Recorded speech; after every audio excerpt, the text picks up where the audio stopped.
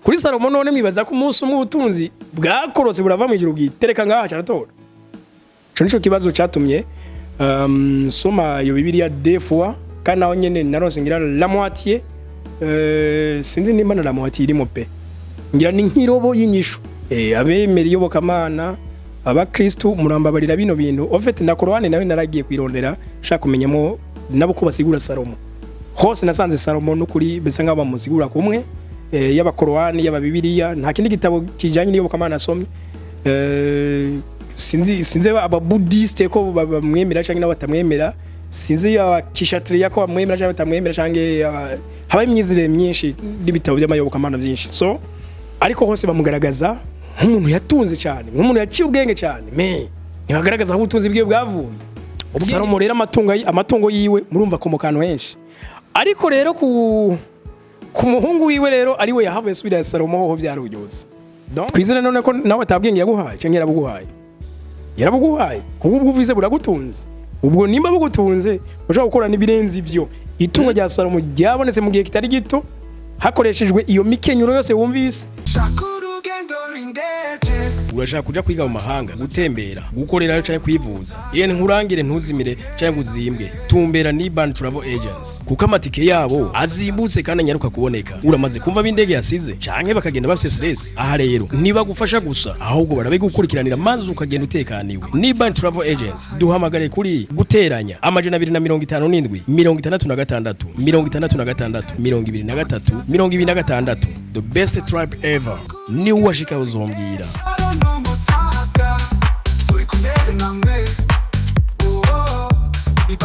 Bagenzi reka ndabipfuriza kugira amahoro amagara meza n'amafaranga ndabahaye ikaze cyane bagenzi no musi nukuri tugiye usangira ikigwa gikomeye cyane ikigwa maro ikiringo canwaye kugira ngo nze kukibashikiza no munsi ni imyaka izoshika hafi 14 kugira muvuge kino kintu ni ikigwa cyatumye nsoma ibitabo byinshi nka Bibiliya nayisomye deux fois donc deux fois ariko byantwaye imyaka 6 donc kuva ku rupapuro rwa mbere go mwitanguriro ushika mu mpera hariya mu byahishwe Yohana donc ico gitabo ca Bibiliya kigizwe n'impapuro ibihumbi cyose nagisomye deux fois ariko kuva 2009 imyaka 6 kuva 2009 ushika 2015 nayo ndakimaze deux fois ariko inshuro zibiri ndiko ndondera ikirero nababeshe yego narungutse mu bumenyi bwinshi ndukayo ibintu bitandukanye ariko je nako ndondera ikintu kime kijanye n'umugwiza atunga Salomo uko mubibona muri Bibiliya donc témoigne cange imugaragaza nk'umuntu yarose ubwenge atawundi muntu azoburonka no mubazo nyuma yiwe imugaragaza kandi nk'umuntu w'umugwiza atunga bigoye ko ari nabazozi nyuma yiwe zoshikira ubutunzi bwiwe uko nikimusigura bagashinga intayeti Salomo mumve ikintu nako ndarondera ubutunzi Salomo yatunze bwavuye nta butunzi na bumwe genzi cyangwa no kwizera ko buboneka umuntu atabucumukuriye ariko sinzi ko hariho abaca bafata no kuri bijya bivuga kuri Salomo bakavuga ngo Imana ikunze no mwitirira muherayo nkuko na Salomo niko byagenze Salomo nimibaze ngo Jesse nuko nasomye nuko natahuye ntabwo yigize avuga n'ijana kwijana n'Imana ngo agiye ahantu ngo bavugane ngo we Salomo tisabwe oya yararose avugana n'Imana mu nzozi buya twese yagiye twese bitubako ni gusa nuko abantu nabonye mengo biragoye ko bizera inzozi biragoye ko bazinduka gukora ikinzozi zaraye zibabwiye niba kibavyizera muri bene iyo nzira so Salomo rero yasavye ubwenge acahabwa n'ubutunzi bw'inyongezo kandi ko kurumva yaragiye kuba umwami none azotwara bano bantu gute akine bumenyi ikibazo gihari rero ni iki nico nagize namwe kandi ico kibazo murashaka kugigira ubutunzi Salomo yagize bwavuye eske ushaka kwibaza ati none Salomo yaravyutse umunsi umwe mu gatondo asanga inzu yahindutse yubatse neza atazi yubatse asanga inzahabu zirandagaye asanga numugwiza ofite ubutunzi buraharandura mwiza ko byagenze canke imbere yiwe kuri ba Musa manu zarakoroka kandi zabasanga mu bugaragwa we zabasanga mu bugaragwa donc nyuma wari umutsima warakoroka ukagwa mu mucanga muga ntibyacafura Jatora gafungura ariko ikibazo cyo tugomba kuvuga kuri Salomo none mwibaza ko umunsi umwe ubutunzi bwakorose burava mu ijuru bwitereka ngaha cyaratora cyo nico kibazo cyatumye soma yo Bibiliya deux fois kana aho nyene narose ngira la moitié sinzi nimba na la moitié irimo pe ngira ni nkirobo y'inyishu hama niho nibaza ati none ugira menye Salomo nyezina nshehi nsanga yuca Israel kirafise abanditsi ba kera no kuva imbere ya Jésus-Christ hariho nk'uwitwa Josephus sinzi ko ari nibaza ko ari nka Joseph muga mu mvugo yiwabo ariko bavuga ngo Josephus hama nasobere igitabo ciwe kidondora ivya Salomo bagenzi ubutunzi bwiwe sinzi nima novuga ngo bwabonetse mu manyanga abemera iyobokamana abakristu murambabarira bino bintu ofete na Korani nawe naragiye kwirondera shaka kumenyamo nabo ko basigura Salomo hose nasanze Salomo no kuri bese ngaba musigura kumwe yaba Korani yaba Bibiliya nta kindi gitabo kijanye n'iyobokamana asomye sinzi aba Buddhiste ko bamwemera canke n'abatamwemera sinzi ya Kishatriya ko bamwemera canke batamwemera canke haba imyizire myinshi n'ibitabo by'amayobokamana byinshi so ariko hose bamugaragaza nk'umuntu yatunze cyane nk'umuntu yaciye ubwenge cyane me ntibagaragaza aho ubutunzi bwiwe bwavuye ubwenge bwiwe burumvikana no ubwenge n'uno munsi mbwana cyo nyene si cyoroshe kuko Imana ni mushobora byose ibyo wari wese yovyizera me sinzi ko no munsi no kwizera ko nkine kumenya igishinwa no munsi ngajenja kuryama nkaca mvyuka nzi igishinwa ntigeze mfata umunsi wo kuciga na rimwe kumbure kuko nyina takidashoboka kumana n'ivyo byoshoboka mugabo si byongora kwizera no kwemera yuko hari umuntu yahawe gutunga caratunga aho nyene Salomo rero nivyo byatumye ngerageza kurondera menye ugutunga ko inkomoko yavyo naragiye ndarondera umupatiri ndaje mu kigo c'abapatiri nayo ngahanye Bujumbura ndaza ndamwidondo ati ni pere padri umbabare cyane ndumva shaka gusobanukirwa ibi nibi ndumukristo mugabo ubumenyi buke kumbure nkabize za theology mwamwaramenye Salomo yakoze iki ngo atunge kuri rugero n'umunsi kuko n'ubu naho gira classement y'abagwiza tunga Salomo ubushize bagize classement mengo yahora ku mwanya wa mbere mugara uvuye ku ashobora kubagira kabiri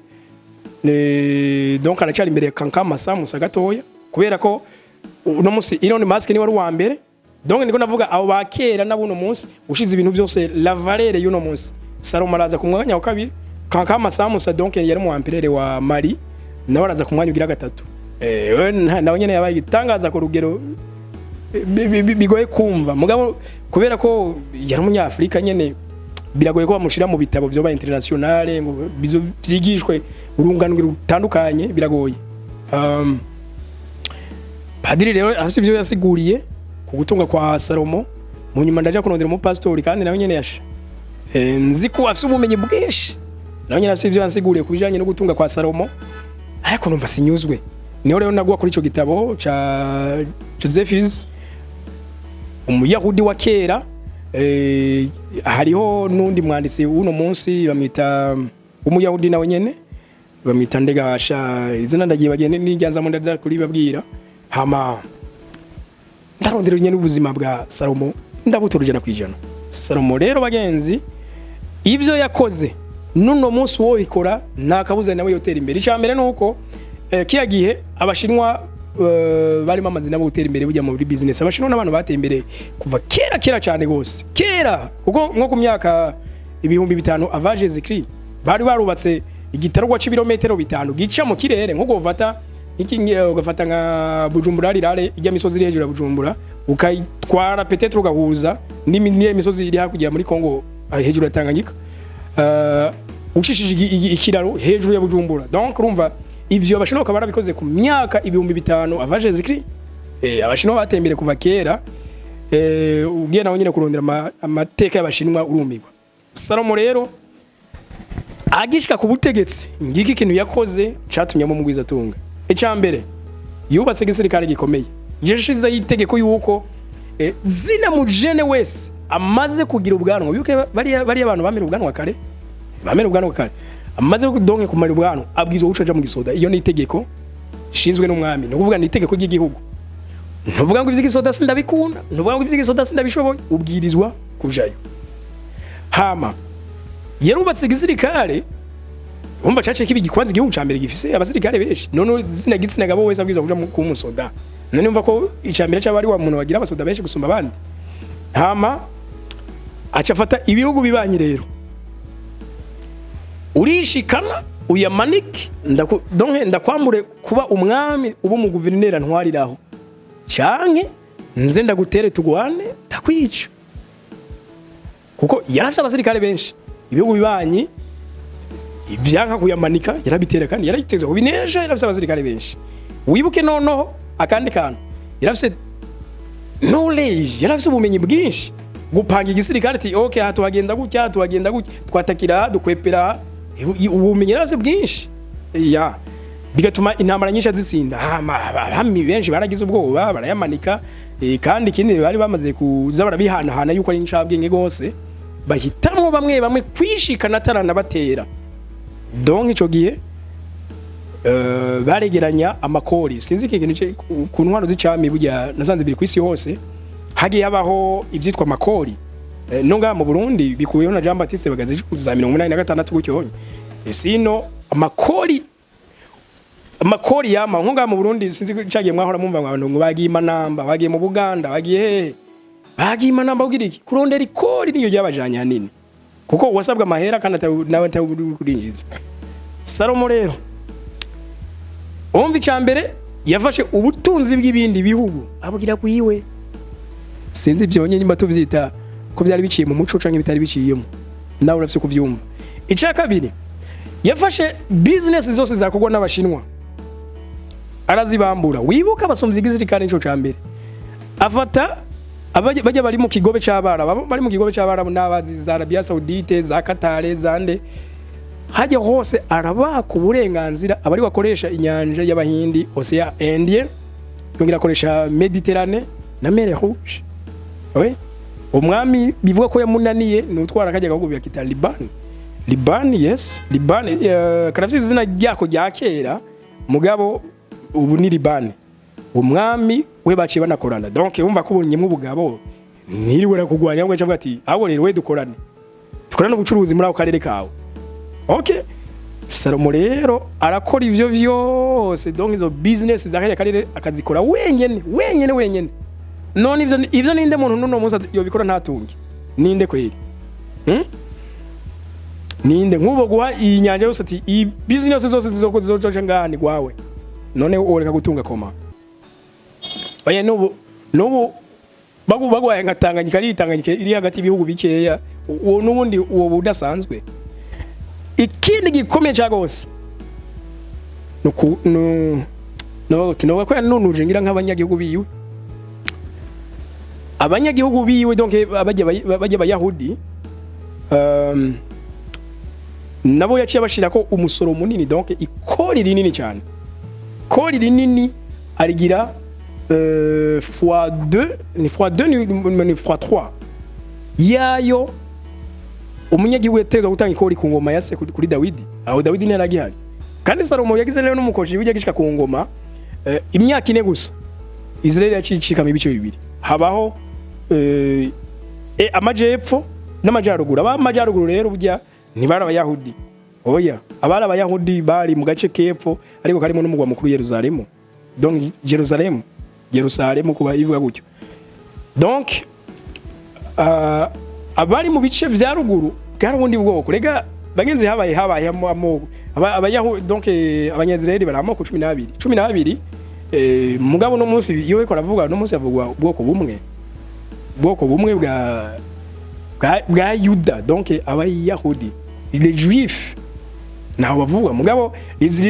Israelite ni ari abanya Israeli ni ntamoko 12 none 11 buri ko muri cyo nikene kigano no hava nzokora inka basesangurira ndakunze gusoma ibitabo byinshi bisigura ibintu bene ibyo so mu myaka ine rero urumva acitse ku ngoma Israeli yari ibayemo kabiri mugabo naho yabayemo kabiri ni vyamubujije ko agumana power urumva aradugije ikori ku banyagihugu none aho amafaranga azoca yigwiza kuko si nk'ibi vy'ama republika bacavuga ngo jana mu kigega ca leta no hari mu kigega iwe yeah so ico gihe rero urumva yakoze ama business yambuye donc ibihugu n'abanyagirwa baduza kamakori ivyo vyose vyamugira umutunzi akomeye aha tutarongera ko rero ingabire yashikanirwa n'abaje kumugendera amasinzi n'amasinzi uwumva ashaka wese ubuhangange ahatwara yaza kuraba Salomo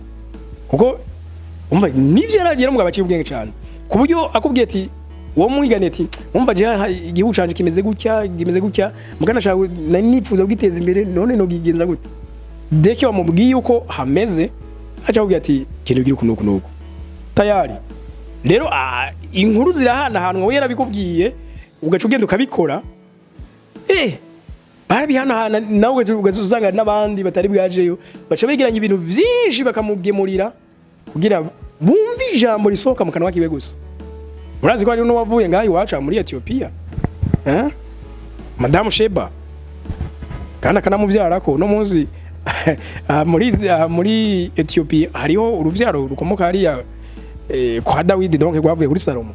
ujya mugore ni ubwo batabigaruka ko cyane ni umugore ngo yakoze ibishoboka byose ngo Salomo amutera imbanyi kwavuga ati Salomo icoma ufite ntibunge ngo umwana wawe kubera ubu bwenge ndumva shaka umuntu abukomoka ko pe ya Salomo yaramwemereye ariko ibyagiye bimubera nk'amahano rero mu muco w'abanyazireli cyarazira ko usenga iyindi mana cange usenga imana mu muco w'ikindi gihugu kubera igihugu cyose kirafite umuco wacu n'uburyo cizeramwe imana kandi imana ni imwe ubundi mugabo murano ko imana iba represente n'ibintu byinshi abahitamo kubumba ikintu kimeze gutya abagende bakagira gutya donc mugabo n'ubundi umuremye gumara umwe nuko aba represente mu buryo butandukanye hari abizera inka hari ababumba umuntu hari ibintu bitandukanye Salomo rero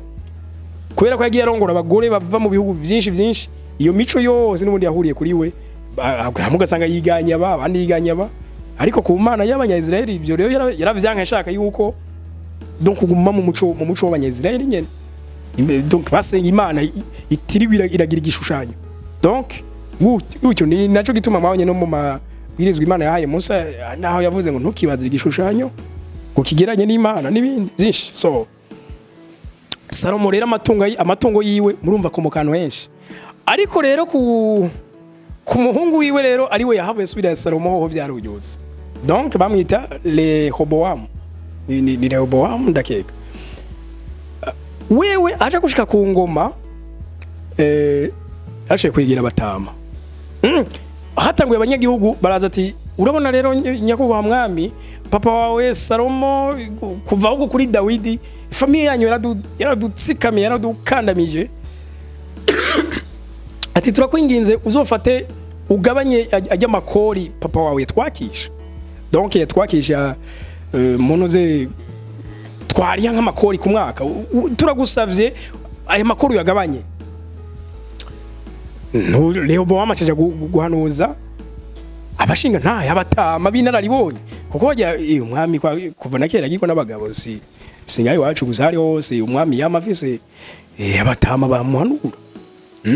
kana batama kenshi na kenshi basanga yabaye umuhanuzi ku mwami yarenganye no kuri uyu aracara umuhanuzi urumva abarumutamazi ibintu byinshi rero abatama baramuhanuye baramubwira ati nivyo ivyo abanyagihugu bagusaba bikore nivyo vyiza kubwo gusumba kandi byo tumugira igikundiro ku banyagihugu g'abanyamakori so yari yararengeje umenga navyumvise mugabo